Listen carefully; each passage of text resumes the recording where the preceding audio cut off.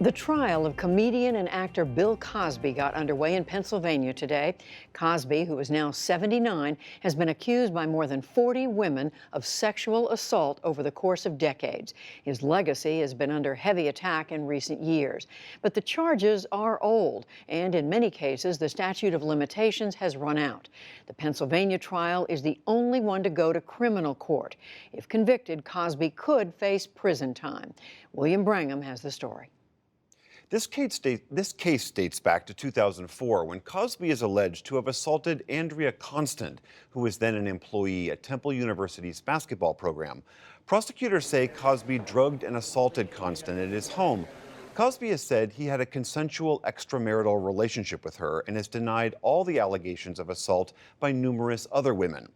Cosby, who starred as a father and family man in his hugely popular 1980s sitcom, arrived at court today with actress Keisha Knight Pulliam, who played one of his daughters on The Cosby Show.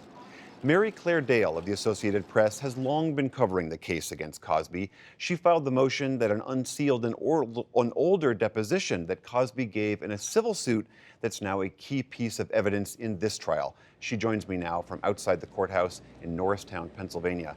Mary Claire, thank you very much for being here.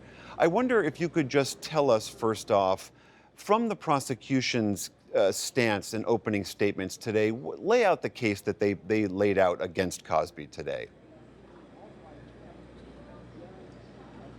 Right. The case opened very strong today. Lawyers on both sides came out swinging.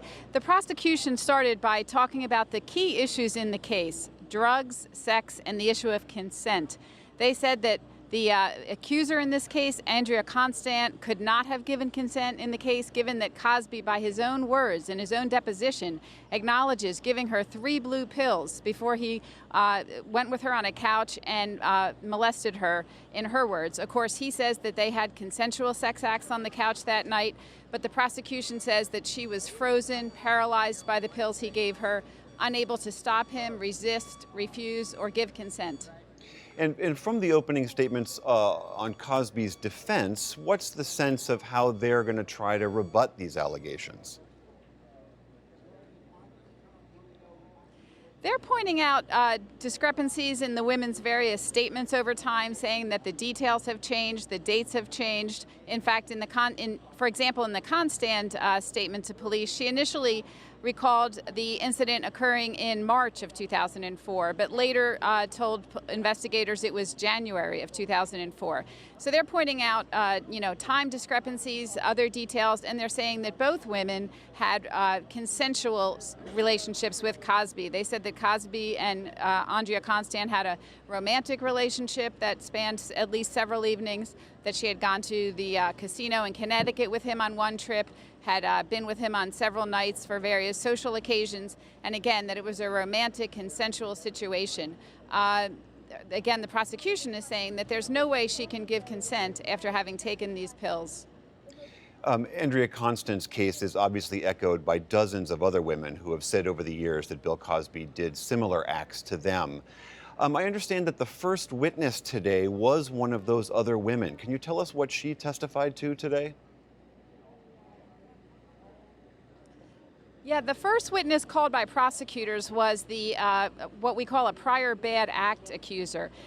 Her name is Kelly Johnson. She worked for Cosby's agent at the William Morris Agency in the 90s, and she described a similar situation as to Constance, a day where she says she was beckoned to Cosby's bungalow at the Bel Air Hotel in about 1996, and says he forced her to take a pill, a white pill, and then that she says left her again dizzy, falling in and out of consciousness. She says she later woke up hours later, perhaps the next morning, on a bed with Cosby where he was forcing her to do a sex act. But she says she really resisted, tried not to take the pill, tried to put it under her tongue, only to have him look at her tongue and, insist on her swallowing it. She says she feared that she would lose her job that she liked quite a bit at the William Morris Agency. The defense questioned her timing. They said that there's a deposition that exists, I believe in a workers' compensation lawsuit she filed, in which she says that she went to the hotel with Cosby in 1990, so 6 years apart on that. They really questioned her on other details, and she says, as for instance, They said, didn't Cosby give you $400 for your grandmother's doctor's appointment? She did not testify to that. She says she never remembers him giving her any money, although she does remember him referring her grandmother to a doctor's appointment. So again, they're pointing out the consistencies, some small, some maybe less small, in their statements. And while the prosecution is trying to say to the jury, you really have to look and try to focus on the differences between the man and the actor you saw on TV and the roles that he created. I understand that Cosby himself will not be testifying, but an earlier deposition that Cosby gave, this is the deposition that you helped unearth, I understand will be a key piece of evidence here. Can you tell us what is in that deposition? Right. It was a deposition that he gave in 2005 and 2006 when Andrea Constand filed a civil lawsuit after prosecutors at the time decided not to charge Cosby in the case. So in that deposition, Cosby says that he again acknowledges having a long series of relationships with young women, actresses, waitresses, flight attendants, various women. Again, he says he considers them to be consensual. Many of those women have now come forward to say that they believe they were drugged and molested. One of the big highlights from that deposition was Cosby acknowledging that in the 70s he got Quaaludes, a very powerful sedative that the U.S. later banned. He says he obtained them from his doctor, at least 7 prescriptions. He says he got them, in his own name, but collected them to give to women before sex. And that was one of the things that led prosecutors in 2015, when this came to light, to reopen the case and realize they still had time to charge Cosby. They arrested him days before the statute of limitations ran in late 2015.